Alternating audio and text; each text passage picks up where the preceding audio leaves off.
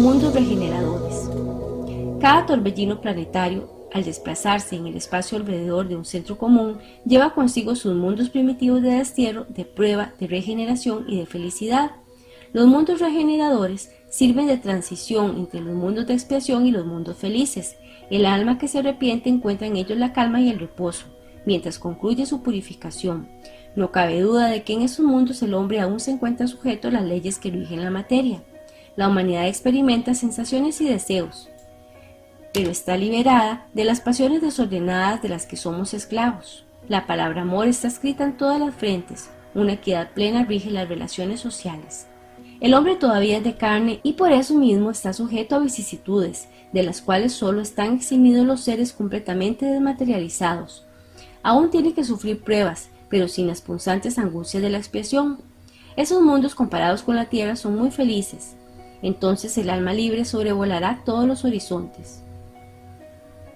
Ya no tendrá sentidos materiales y groseros, sino los sentidos de un espíritu puro. No obstante, por desgracia, en esos mundos el hombre todavía es falible y el espíritu del mal no ha perdido completamente su dominio. No avanzar equivale a retroceder, y si el hombre no se mantiene firme en el camino del bien, puede volver a caer en los mundos de expiación, donde lo esperan nuevas y más terribles pruebas.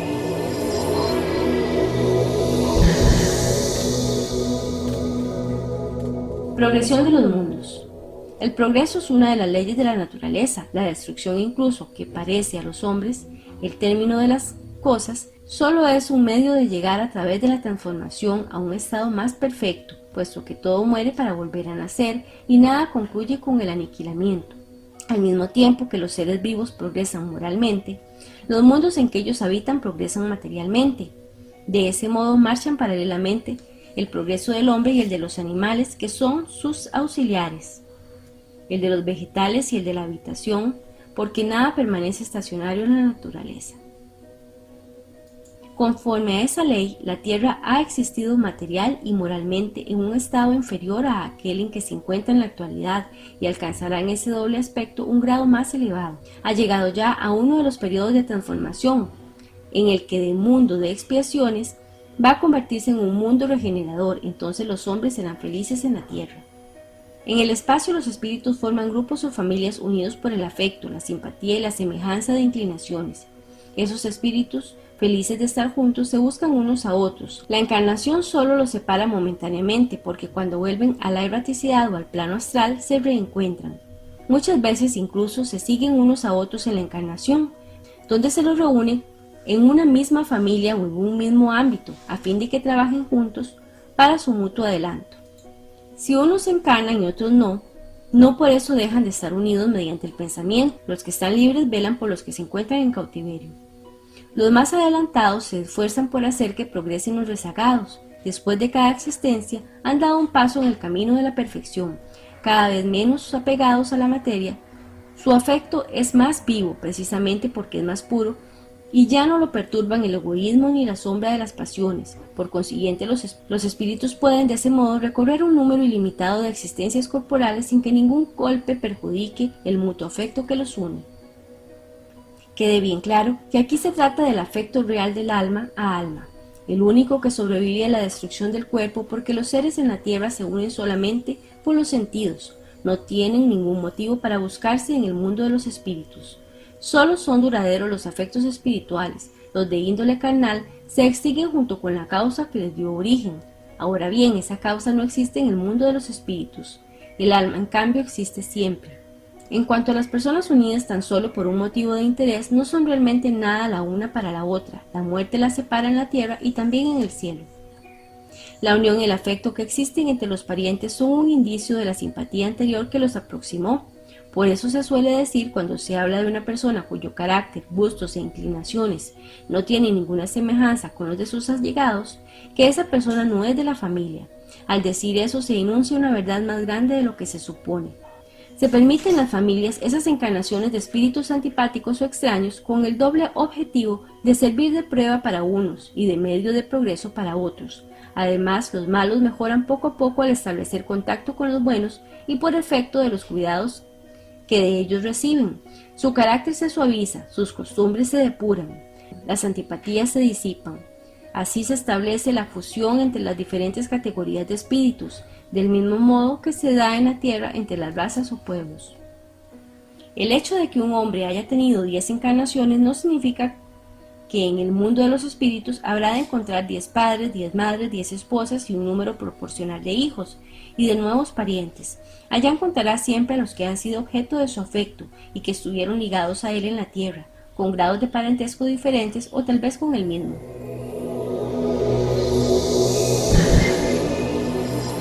¿Cómo sería la vida si no creyéramos en la reencarnación o si la reencarnación no existiera? La teoría de la no reencarnación anularía necesariamente la preexistencia del alma. Al ser creadas al mismo tiempo que los cuerpos, no existirían entre las almas ningún lazo anterior, serían completamente extrañas las unas a las otras. El padre sería extraño a su hijo, así la filiación de las familias se encontraría reducida exclusivamente a la filiación corporal, sin ningún lazo espiritual. Con la pluralidad de las existencias, que es inseparable del progreso gradual, existe la certeza de la continuidad de las relaciones entre los que se han amado, y eso es lo que constituye la verdadera familia. En cuanto al porvenir, según uno de los dogmas fundamentales que se deducen de la no reencarnación, el destino de las almas quedaría irremediablemente determinado después de una sola existencia. La fijación definitiva del destino implicaría la cesación de todo tipo de progreso.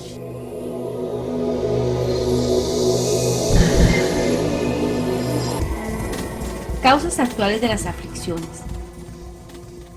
Las vicisitudes de la vida son de dos clases: las hay cuya causa está en la vida presente y otras las tienen fuera de esta vida.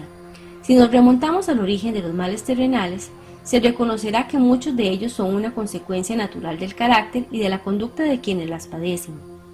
El hombre es, en un gran número de casos, el artífice de sus propios infortunios. No obstante, en vez de reconocerlo, encuentra más sencillo y menos humillante para su vanidad acusar de ello a la suerte, a la providencia, a la falta de oportunidades, cuando en realidad su mala estrella reside en sí mismos. Pero algunas veces la experiencia llega un poco tarde, cuando la vida ha sido desperdiciada y perturbada, cuando las fuerzas se han debilitado y el mal no tiene remedio, pero podrá aprovechar la experiencia del pasado y las resoluciones acertadas que tomó para el porvenir. Causas anteriores de las aflicciones. Pero si bien en esta vida existen males cuya causa principal es el hombre, hay otros a los que es ajeno por completo, al menos en apariencia, y que parecen afectarlo como por obra de la fatalidad. Son la pérdida de los seres queridos, los accidentes que ninguna previsión hubiera podido evitar, los reveses de fortuna que frustran todas las medidas de prudencia, las plagas naturales, las enfermedades de nacimiento, particularmente aquellas que quitan a tantos desdichados los medios de ganarse la vida con su trabajo, las deformidades, etc. Los que nacen en semejantes condiciones seguramente no han hecho nada en esta vida para merecer sin compensación alguna una suerte tan triste que no pudieron evitar, que están en la imposibilidad de cambiar por sí mismos y que los deja a merced de la conmiseración pública. En virtud del axioma según el cual todo efecto tiene una causa, esas miserias son efectos que deben tener una causa, y desde el momento en que admitimos la existencia de la divinidad justa, esa causa también debe ser justa. Ahora bien, como la causa precede siempre al efecto, si aquella no está en la vida actual, debe ser anterior a esta vida, es decir, debe pertenecer a una existencia precedente. Por consiguiente, el hombre no es castigado siempre, o completamente castigado en su existencia presente, pero nunca escapa a las consecuencias de sus faltas. La prosperidad del malo solo es momentánea, pues si no expía hoy, expiará mañana, mientras que el que sufre está expiando su pasado. La desgracia, que en un principio parece inmerecida, tiene pues su razón de ser. Los padecimientos que se deben a causas anteriores suelen ser, al igual que los derivados de las faltas actuales, la consecuencia natural de las faltas cometidas. Eso significa que por una justicia distributiva rigurosa, el hombre sufre lo que ha hecho sufrir a otros. Así se explican, mediante la pluralidad de las existencias y el destino de la tierra, como mundo expiatorio, las anomalías que presenta la distribución de la felicidad y de la desgracia entre los buenos y los malos de este mundo. Esas anomalías solo existen en apariencia, porque se las considera solamente desde el punto de vista de la vida presente. No obstante, aquel que se eleve por el pensamiento, de modo de abarcar una serie de existencias, verá que a cada uno se le ha dado la parte que merece sin perjuicio de la que le corresponderá en el mundo de los espíritus. Las tribulaciones de la vida son impuestas a los espíritus empedernidos o bien a los espíritus demasiado ignorantes que no pueden hacer una elección con conocimiento de causa. En cambio son elegidas libremente y aceptadas por los espíritus arrepentidos que quieren reparar el mal que han hecho y se proponen obrar mejor. A menudo son simples pruebas que el espíritu elige para acabar su purificación y acelerar su adelanto. Así la expiación sirve siempre de prueba, pero la prueba no siempre es una expiación. No obstante, tanto las pruebas como las expiaciones son siempre señales de una inferioridad relativa, porque quien es perfecto no tiene necesidad de ser puesto a prueba. Es posible, pues, que un espíritu haya adquirido cierto grado de elevación y que si quiere adelantar aún más, solicite una misión, una tarea que cumplir, por la que en caso de que salga victorioso será tanto más recompensado cuanto más penosa haya sido la lucha. Tales son en especial esas personas de instintos naturalmente buenos, de alma elevada, de nobles sentimientos innatos, que parece que no trajeron nada malo de sus existencias precedentes y que sufren con resignación los más grandes dolores. Por el contrario, podemos considerar expiaciones las aflicciones que provocan quejas e impulsan al hombre a rebelarse. Los espíritus se despojan poco a poco de sus imperfecciones en las diversas existencias corporales. Las pruebas de la vida constituyen a su adelanto cuando se sobrellevan bien. En calidad de expiación, borran las faltas y purifican.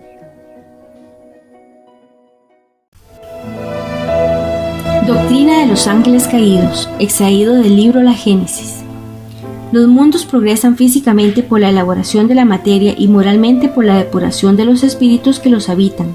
La felicidad está en ellos en razón de la predominancia del bien sobre el mal, y la predominancia del bien es el resultado del adelantamiento moral de los espíritus. El progreso intelectual no basta, porque con la inteligencia pueden hacer el mal. Luego que un mundo llega a uno de esos periodos de transformación, que debe hacerlo ascender en la jerarquía, se operan mutaciones en su población encarnada y desencarnada. Es entonces cuando ocurren las grandes emigraciones e inmigraciones. Quienes, a pesar de su inteligencia y de su saber, perseveran en el mal, serán de ahora en adelante una traba para el progreso moral ulterior, una causa permanente de turbación para el reposo y la felicidad de los buenos. Por eso son excluidos, enviados a mundos menos adelantados. Allí aplicarán su inteligencia y la intuición de conocimientos adquiridos al progreso de aquellos entre los cuales son llamados a vivir, al mismo tiempo que expiarán en una serie de existencias penosas por un trabajo duro sus faltas pasadas y su endurecimiento voluntario. Entre los pueblos nuevos, para ellos, serán ángeles o espíritus caídos, enviados allí en expiación, pero al mismo tiempo que los malos han partido del mundo en que habitaban, son reemplazados por espíritus mejores, venidos sea de la erraticidad del mismo mundo, sea de un mundo menos adelantado que merecen dejar y para los cuales su nueva morada es una recompensa. Estando la población espiritual renovada, así y purgada de los peores elementos, al cabo de algún tiempo el estado moral del mundo se encuentra mejorado. Estas mutaciones algunas veces son parciales, es decir, limitadas a un pueblo, a una raza, otras veces son generales, cuando el periodo de renovación llegó para el globo. La raza adámica tiene todos los caracteres de una raza proscrita. Los espíritus que de ella forman parte fueron exiliados de la tierra, ya poblada, pero por hombres primitivos inmersos en la ignorancia, a quienes debían hacer progresar llevándoles las luces de una inteligencia desarrollada. Su superioridad intelectual prueba que el mundo de donde provenía era más avanzado que la tierra, pero este mundo debía entrar en una nueva fase de progreso. Mientras esos espíritus, debido a su obstinación, no supieron colocarse a esa altura, por tanto estarían desubicados y sería un obstáculo para la marcha providencial de las cosas, por eso fueron excluidos al tiempo que otros merecieron sustituirlos.